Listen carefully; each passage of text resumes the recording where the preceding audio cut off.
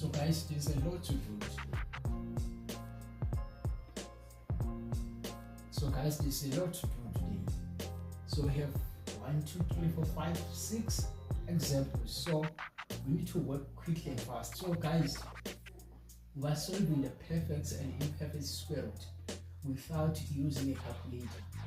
So the first one, I want you to use your calculator, and then the second one, to assist it one, I want you to kind of mix between the calculator and the knowledge, right? So whenever you are talking about imperfect square, so it's whereby when you press your calculator, you get a decimal or a number that is carrying a decimal. So let's say the square root of 4 for example. So if you can plug in the square root of 4 in the calculator, you can get 2. 2 doesn't have decimals, it's just a single number. So it's a perfect square. It's give you the perfect number. I think the word perfect comes from perfection of that number you get. And then the imperfect is whereby you plug in the square root of 6 on your calculator. Oops, I hope you get a lot of decimals. So it's just a number carrying decimals. So that means square root of 6 is not a perfect number, it is a perfect square root. Okay, so I want you to work out the first example. So you can use your calculator, just press the square root of 24 on your calculator, you get 8. So square root of 64 is 8. So I want you to think about it. So if we have square root of a, it gives you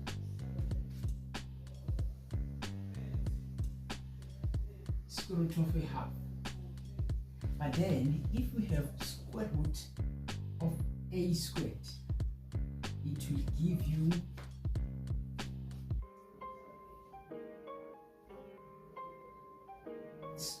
a, just a. So square root of a squared is equal to a. Alright. So if we have a square root of, let me pick a typical number, just 75 squared, you will get that 75. Whatever the variable is, if you put 2 as an exponent, you will get that variable as it is. So it's just a rule of set exponent. By the way, I've done the video which is lesson 1 that's explaining all of the laws of sets and explaining all watch it and then come back to the video so that you can understand everything that I will talk about in a minute. So then, if you can think about it, so we have 64 here, we can substitute 64 by square root of 8 squared, which is just going to give us 8 as the final answer, as well as you use the calculator. So the first step, use your calculator, and then while you get your answer, give it a square root, give it an exponent 2. So I will try to explain it again until you get it. So you press your calculator, let's do the square root of 9. Press your calculator, square root of 9, you get 3. And then from that 3, give it the exponent of 2. Okay, so square root of 9 is equal to the square root of 3 exponent 2, which probably your calculator will give you 3. Oops, I hope you get that. So square root of 64 is 8, square root of 9 is 3, square root of 64 again is 8. So the final answer for the first question will be 30. Oops, let's go to the second question. So I want you to notice something here. If you can press the square root of 75 on the calculator, it will give you 5 square roots of 3. Which if you are using K or press SG, you get a number carrying the decimal. So we have the issue. That means it is imperfect square root. So then, if we are solving imperfect square root, I want you to use this one. Just skip 2 steps and then you press your calculator. On the 3rd step, you press your calculator and you write that answer. So if you press the square root of 75 on a calculator, it gives you 5 square roots of 3.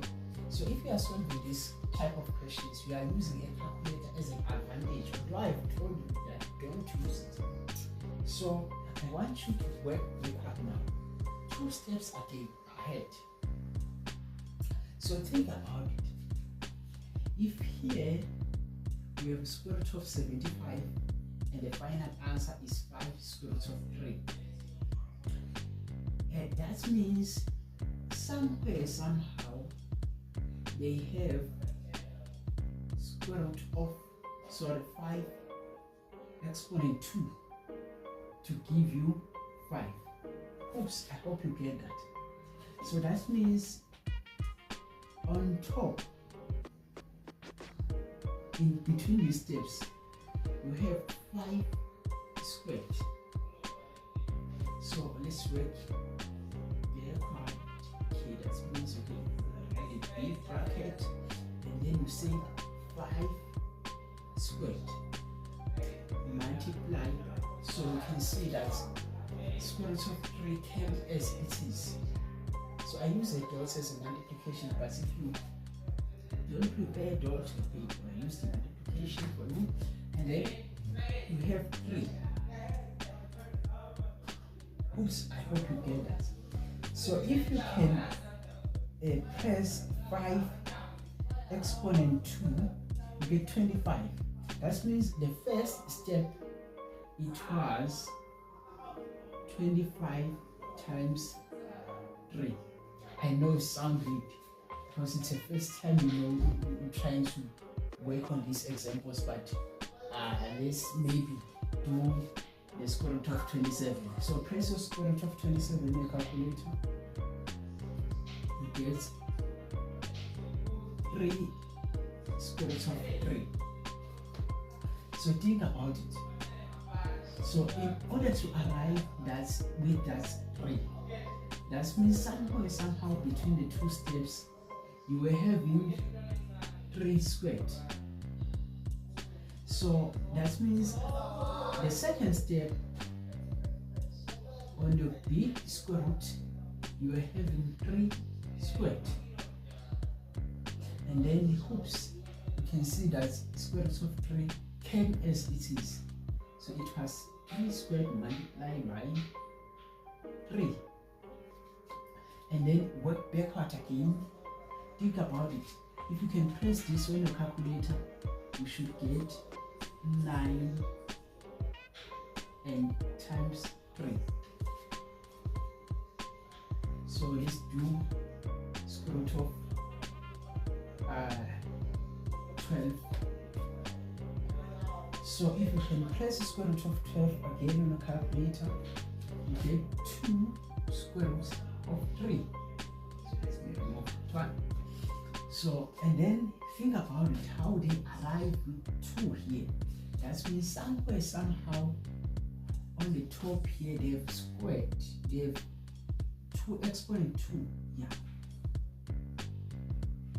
So then, that means your second step, it was 2 square root of 2, and then that's square root of 3 came as it is. And then you can press this on the calculator again. 4 times 3. I know it's a bit difficult, but as we are going to work on this example, you will see how this emanate, then get your final answer. Okay. So I hope at the end of the video you will understand what is going on if you are solving the imperfect square root. So I want you to digest how the way I did it. So your teacher, if your teacher is marking your work, he or she wants to see the first step and the second step and the last step. It's like you didn't use a calculator, but then you take an advantage of it. So let's work number 3. Press. So by the way, you can still solve it further because we have a common square root of 3. So you can take square root of 3 as a common factor, and then inside the brackets you remain with 5 minus 3 plus 2, and then press all of that on your calculator. Just press this number on the calculator, 5 minus 2 plus 2, it's 4.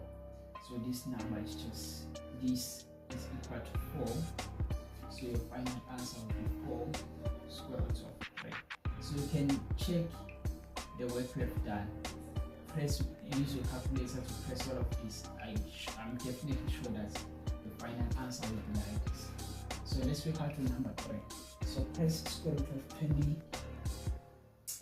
Therefore on your calculator again, skip just 2 steps to the last, or to step number 3, and just write your answer that you get when you press your calculator, which is 2 square root of 6. And now work there. You can just pause the video and work on the example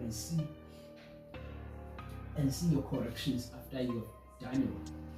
So think about it. They arrive with a 2 here. That means on the second step they have 2 square root of 2 to be, because if you have 2, if you have square root of 2 exponent 2, that means that will give you 2. So this is a method that I've shown you at the beginning of the video. I also made the example with square root of 75. So yeah, and then think about it. This square root of 6 came as it is, times 6. And then again work backward, press this, just this on your calculator, it gets 4 times 6. And then work on 64 again. And then here minus 54, it gets 3 square root of 6. And then again work backward, give this a square, just an exponent 2.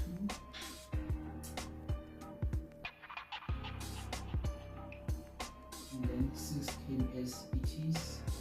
Square root of 6 came as it is. So then press this on your calculator.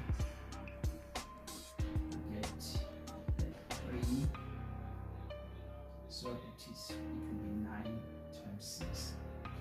Just like that, guys. This is a very easy deal. This is a very easy deal. So press the square root of 150 on